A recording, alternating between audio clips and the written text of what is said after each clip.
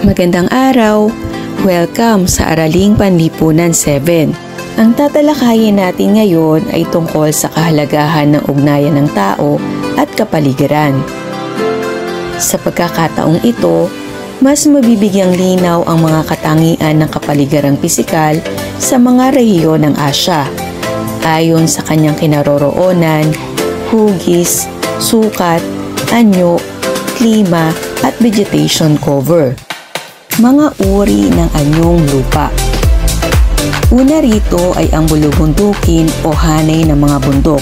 Pinakatanyag ay ang Himalayas na may habang umaabot sa 2,415 kilometro. Ang Hindu Kush, Pamir, Tian Shan, Caucasus at ang Ural ay ilan din sa mga bulubundukin ng Asya. Kadalasang pinapangkat sa dalawang kabundukan ang Asya. Ang una ay nagmumula sa hilagang silangang dulo ng Asya malapit sa Bering Strait na tumatahak pahilig patungong Afghanistan at Pakistan. Samantalang ang ikalawa naman ay nagmumula sa kanlurang bahagi ng Asya, partikular sa Turkey patungong Iran, na mula sa mga bansang ito ay tumatahak pahalang patungong Himalayas, bababa sa Myanmar at tangway ng Malay. Ang dalawang sistema ng kabundukang ito ay magtatagpo sa Afghanistan at Pakistan. Ang Mount Everest na nakahanay sa Himalayas ay ang pinakamataas na bundok sa buong mundo, na may taas na halos 8,850 na metro. Pangalawa rito ang K2 na may taas na 8,611 metro na matatagpuan sa Pakistan at China. Pangatlo ang Mount Kanchenjunga na may taas na 8,586 metro na sa Himalayas din matatagpuan. Ang talampas ay ang kapatagan sa itaas ng bundok. Ang Tibetan Plateau na itinuturing na pinakamataas na talampas sa buong mundo na may 16,000 talampakan at tinaguriang Roof of the World ay nasa Asya rin. Ang talampas ng Deccan na nasa katimugang bahagi ng Indo-Gangetic Plain ng India ay kilala rin. Ang Gobi Desert na matatagpuan sa Mongolia at hilagang China na may lawak na 1,295,000 kilometro kwadrado na siyang pinakamalaki sa Asya. Pang-apat sa buong mundo ay isa lamang sa mga disyertong matatagpuan sa Asya. Makikita rin dito ang mga disyerto na Taklamakan sa China, Karakum sa Turkmenistan at mga disyerto sa Iraq, Iran, Saudi Arabia at India. Ang kapuluan o arkipelago ay pangkat ng mga pulo na marami sa Asya tulad ng Indonesia, ang pinakamalaking arkipelago state sa buong mundo na binubuo ng humigit kumulang na 13,000 mga pulo. Ang Pilipinas at ang Japan ay kabilang din sa mga bansang binubuo ng kapuluan. Umaabot sa 1,994,300 kilometro kwadrado ang kabuuang sukat ng mga pulo sa Asya. At kabilang dito ang Cyprus sa kanluran, Andaman, Sri Lanka at mga pulo ng Maldives sa katimugan, Borneo, Java, Sumatra at mga pulo ng Pilipinas sa timog silangan, Hainan, Taiwan, Sakhalin, Kuril at mga pulo sa Japan sa silangan, at ang Wrangel, New Siberian, Semlia at Severnaya sa hilaga. Lupain din ng mga tangway o anyong lupang nakausli sa karagatan ang Asya. Tinatayang nasa 7,770,000 kilometro kwadrado ang sukat nito. Ilan sa mga ito ay ang Turkey sa kanluran, Arabia, India, Indochina at Malay sa katimugan, Korea, Kamchatka at Chukos sa silangan, at Taimyr, Ida at Yamal sa hilaga. Halos ang kapat na bahagi ng lupain ng Asya ay kapatagan. Ang Indo-Gangetic Plain at malaking bahagi ng Timog Silangang Asya ay bahagi nito. Bukod sa pinakapangunahing lugar na panirahan ng tao, ang biyayang hatid ng mga anyong lupa sa tao ay nakapagdulot ng malaking impluwensya sa kanilang kultura at pamumuhay. Ang mga bulubundukin ay nagsisilbing likas na tanggulan o depensa ng isang lugar at proteksyon o harang sa malalakas na bagyo at sigwa. Ang ilang mga disyerto, baybay gilid at kabundukan sa iba't ibang bahagi ng Asya ay nagtataglay ng samut-sari na yamang mineral, mga metal, di-metal at gas. Sa mga bundok at gubat ay nakukuha ang mga bungang kahoy, mga herbal na gamot at mga hilaw na materyales, bukod sa panirahan ng mga hayop at mga wildlife. Binubungkal, sinasaka at nililinang ng tao ang mga kapatagan at mga lambak para sa mga pananim. Ang mga damuhan at mga burol ay ginagawang pastulan. Ang paggamit ng tao sa iba't ibang uri ng anyong lupa ay nakapag-ambag sa paghubog ng kaniyang uri ng pamumuhay at ng kabihasnan. Mapapansing ang kontinente ng Asya ay halos na paliligiran ng mga karagatan at mga dagat. Isa-isahin mo ang mga ito. Masasabi mo ba na malaking bahagi ng hangganan ng Asya mula sa iba pang mga kontinente ay mga anyong tubig? Ang mga karagatang ito ay gumaganap ng mahalagang papel sa pamumuhay ng mga Asyano dahil ang mga ito ay nagsisilbing likas na depensa, rutang pangkalakalan at sa paggagalugad, at pinagkukunan ng iba't ibang yamang dagat at yamang mineral. Mga vegetation cover ng Asya. Ang vegetation o uri o dami ng mga halaman sa isang lugar tulad ng pagkakaroon ng kagubatan o damuhan ay epekto ng klima nito. Sa Hilagang Asya, ang katangiang pisikal ng kapaligiran nito ay ang pagkakaroon ng malawak na damuhan o grasslands na nahahati sa tatlong uri: ang steppe, prairie at savanna. Ang steppe ay uri ng damuhang may ugat na mabababaw o shallow-rooted short grasses. Maliliit ang damuhan sa lupaing ito dahil tumatanggap lamang ito ng 10 hanggang 13 pulgada ng ulan. Sa hilagang bahagi ng mga steppe ng Russia at Manchuria at maging sa Mongolia, matatagpuan ang prairie, ang lupaing may damuhang matataas na malalim ang ugat o deeply rooted tall grasses. Samantalang ang savanna naman na matatagpuan sa Timog Silangang Asya, partikular sa Myanmar at Thailand, ay lupain ng pinagsamang mga damuhan at kagubatan. Ang mga taong naninirahan sa mga steppe, prairie at savanna ay kadalasang nakatuon sa pagpapastol at pag-aalaga ng mga hayop, tulad ng baka at tupa na pinagkukunan nila ng lana, karne at gatas. Ang mga lambak ilog at mabababang burol ay ginagawa nilang pananiman.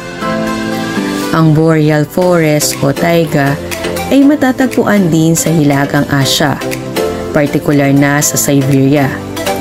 Coniferous ang mga kagubatang ito, bunsod ng malamig na klima dahil sa presipitasyon na maaaring nasa anyong yelo o ulan. Sa bahagi ng Russia at sa Siberia, matatagpuan ang tundra o treeless mountain tract.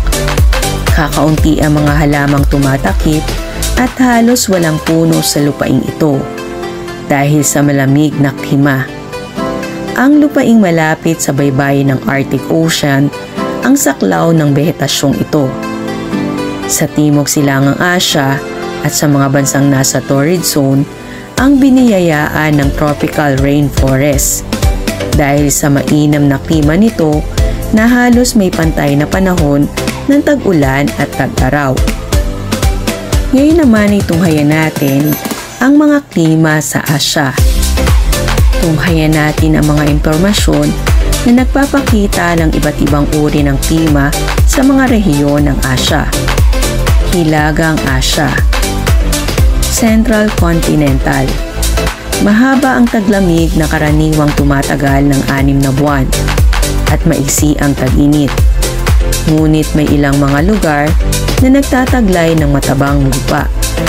Gayunpaman, malaking bahagi ng rehiyon ay hindi kayang tirahan ng tao dahil sa sobrang lamig.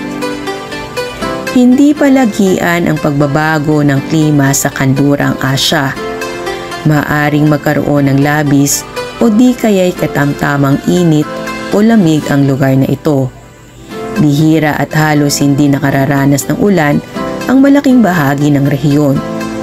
Kung umulan man, ito'y kadalasang bumabagsak lamang sa mga puok na malapit sa dagat. Iba-iba ang klima sa Timog Asya sa loob ng isang taon. Mahalumigmig kung Hunyo hanggang Setyembre. Taglamig kung buwan ng Disyembre hanggang Pebrero. At kung Marso hanggang Mayo, tag-init at tagtuyot. Nananatiling malamig dahil sa niebe o yelo naman ang Himalayas at iba pang bahagi ng rehiyon. Monsoon climate ang uri ng klima ng rehiyon ng Silangang Asya. Dahil sa lawak ng rehiyong ito, ang mga bansa rito ay nakararanas ng iba't ibang panahon. Mainit na panahon para sa mga bansang nasa mababang latitude, malamig at nababalutan naman ng yelo ang ilang bahagi ng rehiyon.